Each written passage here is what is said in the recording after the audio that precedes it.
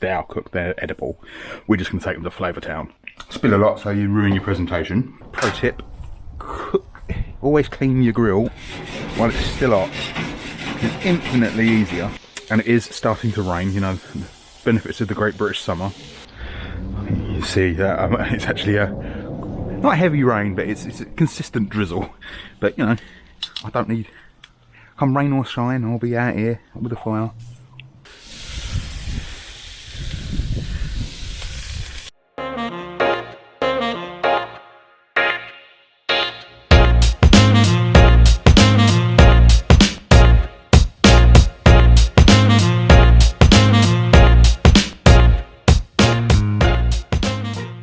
Buenos dias, mi corazón. Right, I'm making, you might be making it with me, grilled octopus and Romesco sauce.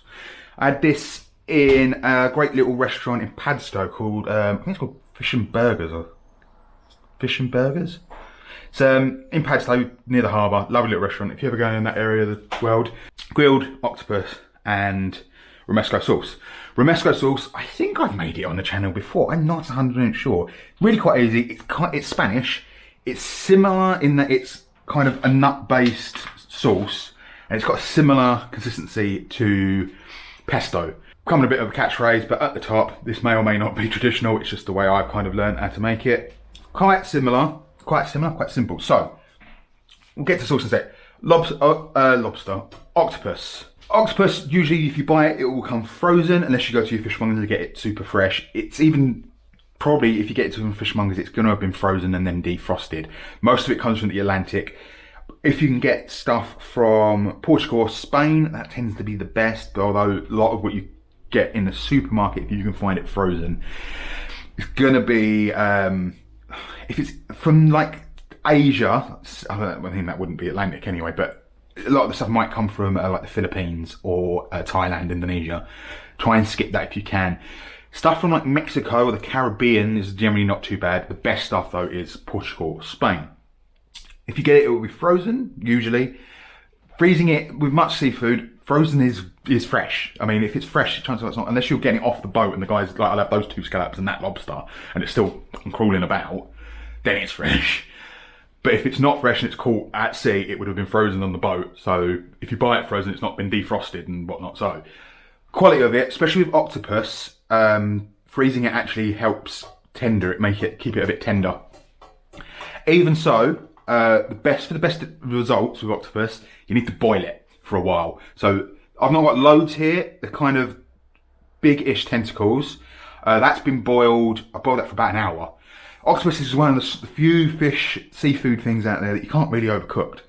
You can chuck it straight on the grill. It's really small little tentacles or baby octopuses.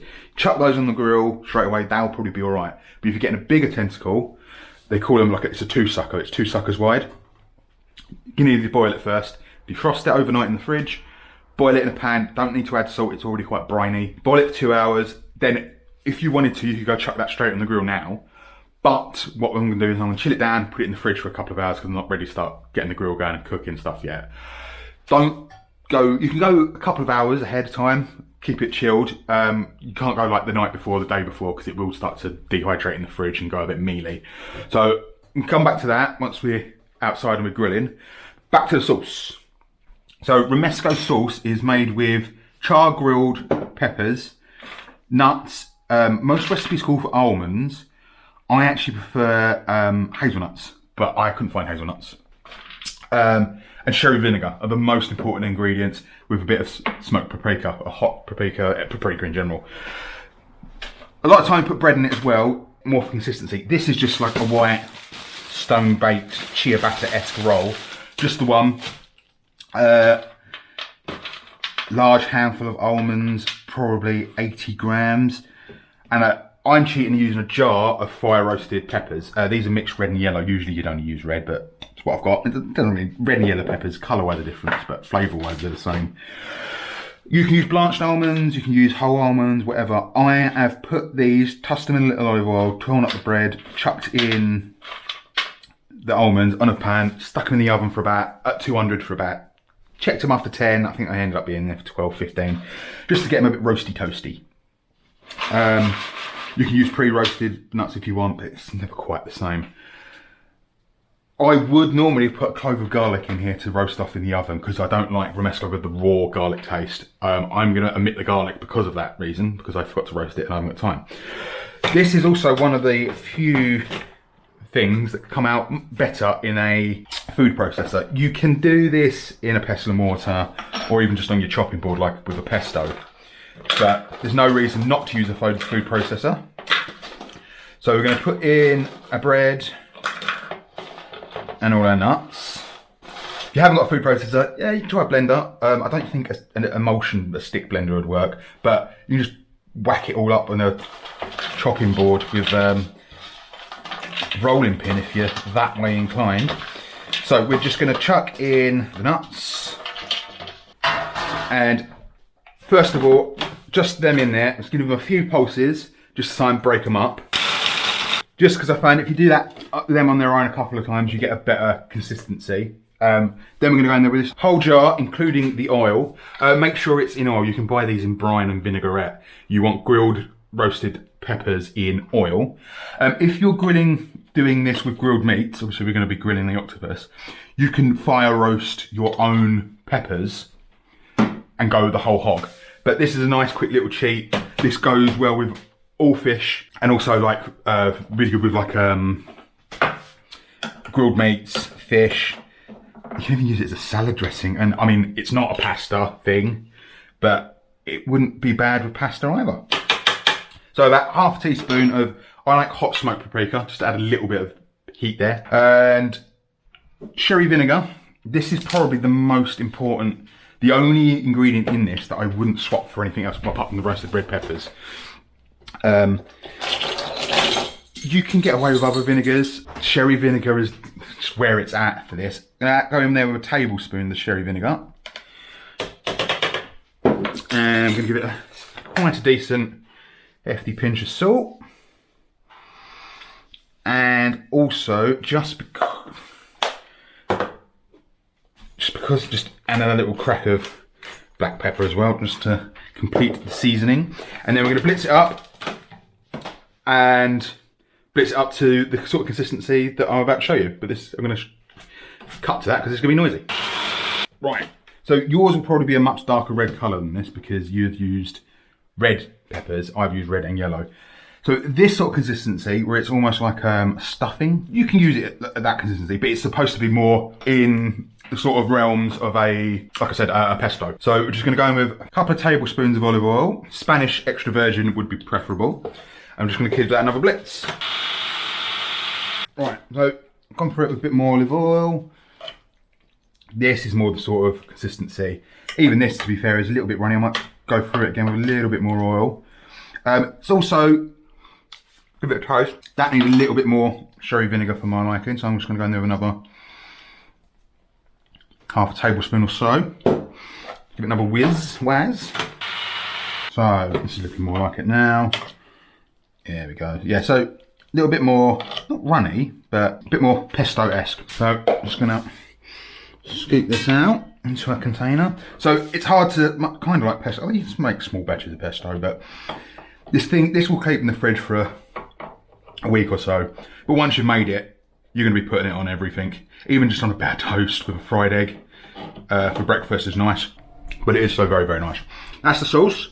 We're going to come back in a little bit when I've got the grill going in a few hours time. I'm going to grill our octopus and we're going to plate it up with that. And it's going to be beautiful. So I'll see you in a few minutes. Well, a bit. So we're back again about 3-4 hours later. So they've been in the fridge just chilling. Like I said, you can cook them, do the boiling part a little bit earlier, but don't leave them in the fridge for ages. So they've been in the fridge covered, keeping them cool. In this bowl is just a couple of tablespoons of like a high smoke point oil. I've got vegetable oil, but any high oil would be fine. And juice of half a lemon. Don't forget, at this point they are cooked, so I'm going to take them out and grill them and put them back in this bowl. So you haven't got to worry about cross-contamination now because they are cooked, they're edible. We're just going to take them to Flavour Town. So I'm just going to give them a little bit of toss in the oil and lemon juice. Right, so this barbecue's ripping hot. It's like really early on. At this point, I wouldn't cook anything over this really, other than things that you don't need to worry about properly cooking through. At this temperature, you just burn the outside of it before the inside gets cooked, whereas these are already cooked through, so we're just trying to get like a real heavy char on there. So we're just gonna whack them on the grill and get some nice char on there. So we are literally just getting nice, deep, heavy char on there. You're going to lose little bits of it, it's going to stick, because the ends of the tentacles can be a bit delicate, but the main meat of it should be fine. Oh, I've got a lemon as well, I'm just going to caramelise that as well, just for presentation as much as anything. Yeah, so this is a stinking hot fire. And we're just getting it, see where it's starting to caramelise and char up a little bit. We want that. As soon as you've got a decent little caramelisation and a bit of char going on, give them a little flip and a turn. They might have a tendency to drop down, so you might want to just pull them out a little bit just so they don't wrangle right down and the tips just completely burn away. Alright, so you don't need to cook it to a cinder. Once you've got some sea layer nice and crispy and a bit charred, just going to put it back in that bowl with the lemon and olive oil. And we're going to go back in and we're going to dress it with our Romesco. Right, welcome back to mi casa. Right, you can serve this however you want. The way I think it looks quite pretty, you can get your Romesco sauce from earlier. That's all dot up in the middle of the plate, and then just kind of give it a little spread about. And I'm just going to grab a little octopi pals and just on the plate. How that goes. And then I'm going to get a little drizzle of extra virgin olive oil, and just a little bit of roughly chopped parsley, and then your caramelised. Now tell me that doesn't look like something you'd find in a really fancy restaurant. So like I said, the Romesco sauce, keep in the fridge for a couple of days, goes with absolutely everything, even just like on eggs with a bit of toast. Not much to say really, I think that looks absolutely banging. It's not an everyday kind of thing, but every now and again, treat yourself, have a bit of fun. We've not used any salt. I mean, there's some salt in the Romesco, but the octopus doesn't really need salt in it. It's quite a brainy fish. So yeah, I'm gonna chow down on this, and I'll see you when I see you. Not much more to say. I mean, come on, Matt. I don't need to say anything about that. Looks beautiful, doesn't it? Well, I'll see you when I see you. And oh yeah, obviously, like, comment, and subscribe. Subscribe to me. Follow me on Instagram, because you would have seen this a couple of weeks before. I'm gonna take some nice photos for Instagram. And be good. See you later.